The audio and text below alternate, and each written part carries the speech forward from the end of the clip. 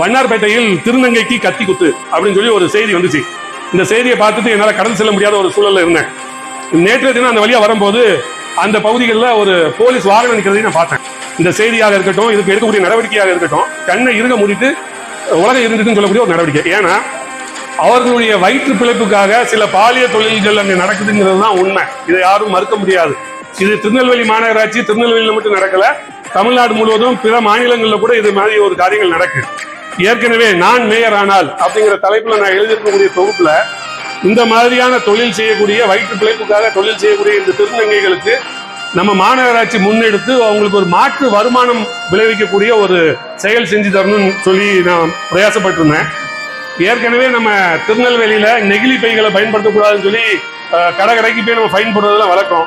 So இதே மாதிரி paper பைகளை தயாரிக்கக்கூடிய ஒரு முயற்சியை ஈடுபட்டு அந்த பேப்பர் பைகளை தயாரிக்கிறது. ஏன்னா திருநங்கைகளை மற்ற இடங்களில் வேலைக்கு அமர்த்த மாட்டாங்க.